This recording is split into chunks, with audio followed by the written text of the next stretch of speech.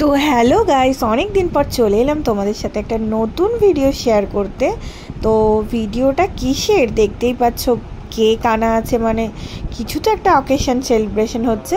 তো সেলিব্রেশনটা ছিল আমাদের অ্যানিভার্সারি 12 আগস্ট।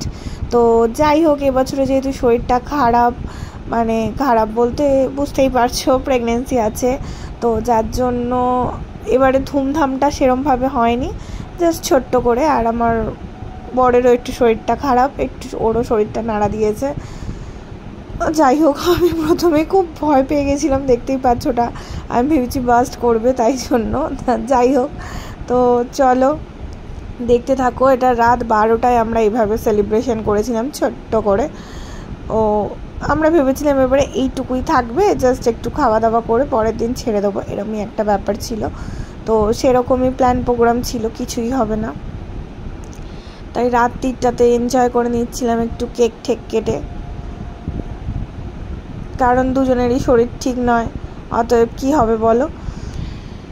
তো যাই হোক, সবাই আমাদের জন্য প্রে করো, আমিও যেন সুস্থভাবে একটা ছোট্ট বেবি জন্ম দিতে পারি, আর আমার বড় যেন সুস্থ থাকে, ভালো থাকে, আর আমার গুলমুলিটা তো যেন অবশ্যই ভালো থাকে, সেটাও দেখো।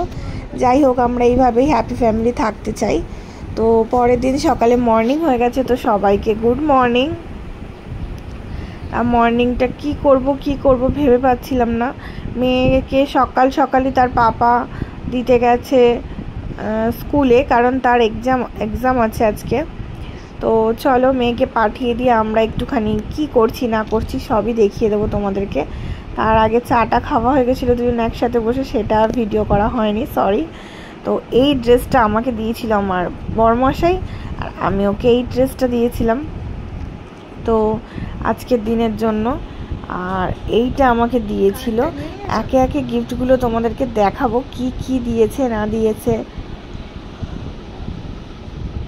আপাতত তিনটে দেখে নিলে তোমরা, কেক আর ড্রেস আর ওই একটা কিছু বাক্সটার মধ্যে কি আছে সেটা এখনও শেয়ার করিনি, সেটা একে একে শেয়ার করব। তার আগে চলো আমরা টুক করে চলে গেলাম পুজো দিতে। তো পুজোটা দিয়ে নিই মন দিয়ে ভালো করে। আর সেদিন ছিল লাস্ট সোমবার, শিবের মাথায় জলটাও পরিপূর্ণভাবে ঢালা হয়ে গেল। তো এবার দেখো, ওই বক্সটার মধ্যে কি ছিল সেটা তোমাদেরকে দেখাবো বলে দেখানো হয়নি, তো এবার দেখে নাও।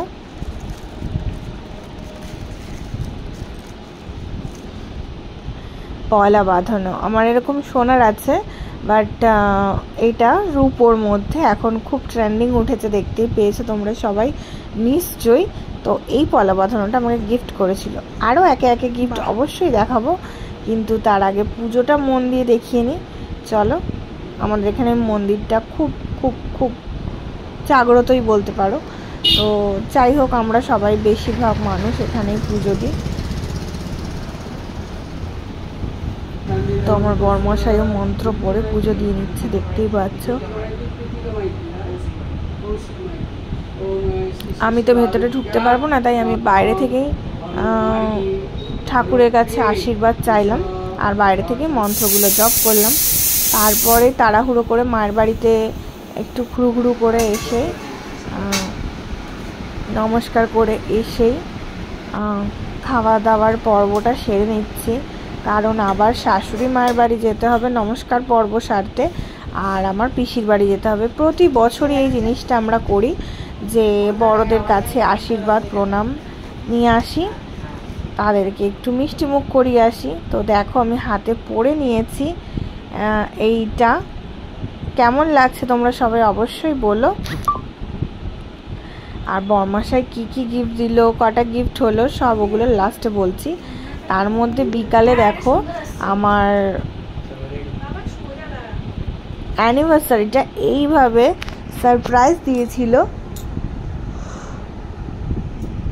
আমার বোন, যে এবারে কিছু হবে না, এটা হতে পারে না।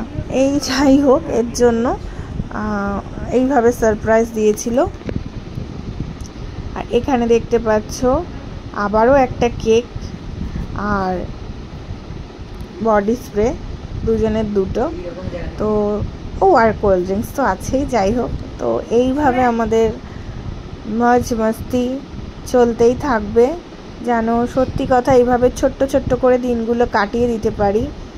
এইটুকুই আশা ভগবানের কাছে, এইটুকুই আশা নিয়ে থাকি, ভগবান যেন এইটা পূরণ করে। তো চলো তার আগে কেকটা কেটে নিই।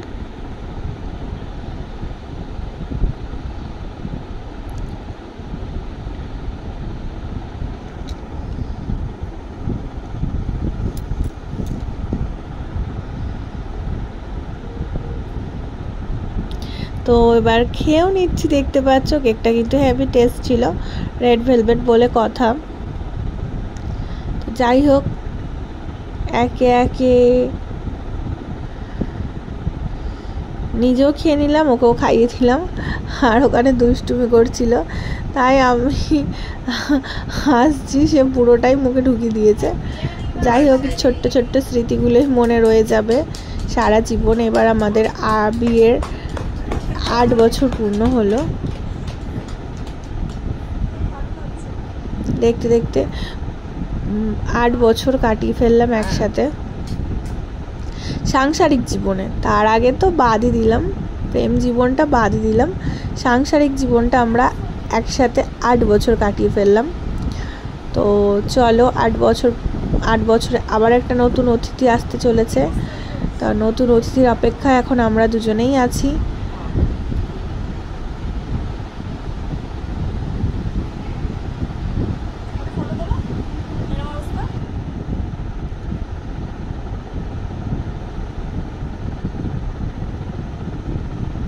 তো আমাদের এই ছোট্ট সেলিব্রেশনটা তোমাদের কেমন লাগলো সেটা কিন্তু অবশ্যই আমাদেরকে জানিও।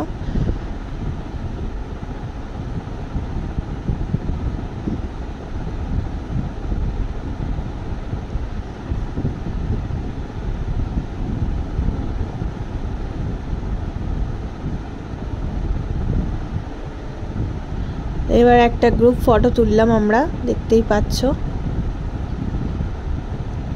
আর ওইদিকে আমার পাখিটাকে বাদ দিয়ে দিয়েছিলাম, তো পাখিকেও জয়েন করে নিলাম। আমার পাখি সবসময় ছবি তুলতে চায় না, তার মুড মর্জি, আমাদের রাজরানী, আমাদের প্রিন্সেস। তো চলো, যাই হোক, তাকে ছাড়া কিছু ভাবাই যায় না, বাট সে খুব মুডি। সে সব সময় যে সব কিছুটা পছন্দ করে তার নয়। যাই হোক, এইভাবে জীবনটা যেন হাসি খুশি দুঃখ কষ্টের মধ্যে দিয়েই কেটে যায়। দুঃখ তো মানুষের জীবনে অনেক সময় আসে, বাট পরিস্থিতি সব সময় তো আর এক রাখে না। তাই চাইছি যে খুব তাড়াতাড়ি আমাদের বিপদ ফাড়া কাটিয়ে একটা ছোট্ট অতিথিকে নিয়ে যেন আবার সুন্দরভাবে কাটাতে পারি। সমস্ত টেনশন মুক্ত করো ভগবান, এইটুকুই চাই।